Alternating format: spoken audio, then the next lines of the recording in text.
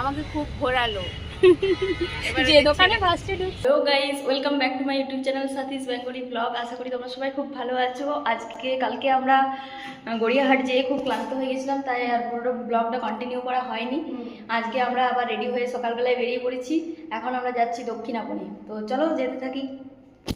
বেরিয়ে পড়েছি, এই যে এই ফ্ল্যাটটাতেই আমরা থাকি। না না ঠিক আছে, এখন আমরা যাই। এখান থেকে আমরা মধ্যে হেঁটে যাবো তো।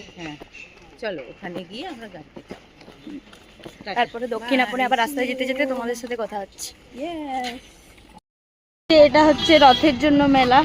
এটা 1 মাস ধরে এখানে হয় মুকুন্দপুরে।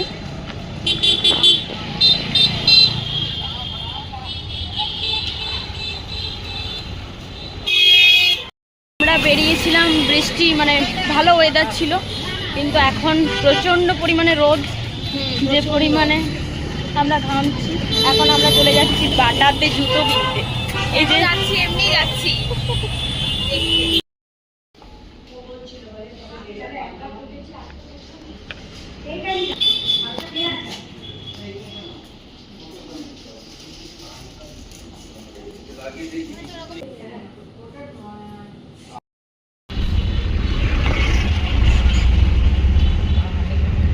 মাঝে ব্লগিং করতে পারছি না।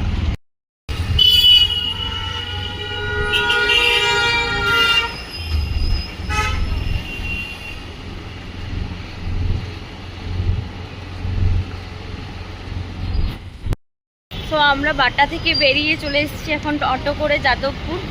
এখন আমরা যাদবপুর থেকে যাব আবার গড়িয়া। হ্যাঁ, আমরা যাবো দক্ষিণাপন। হ্যাঁ, দক্ষিণাপন যাবো। এই অটোটা যদি তো চলো দক্ষিণাপনে। আমরা দুজনে অটোতে চলে এলাম, যেহেতু 4 জনের বেশি চাপা যায় না, অলরেডি 2 জন ছিল, তাহলে আর দিদি আসছে পিছনের অটোতে। এই দেখো দক্ষিণাপন, এটা হচ্ছে দক্ষিণাপন।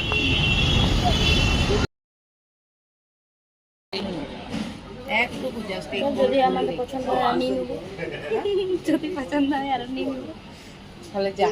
বাজার করছে, বুঝতে পারছো না তুমি? আগের বারও করেছিলাম তো। এখন আমরা এখান দক্ষিণাপন থেকে চলে যাচ্ছি গড়িয়াহাট। ওই শাড়িটা কিন্তু পাবি না, এখানেই পাওয়া যায়।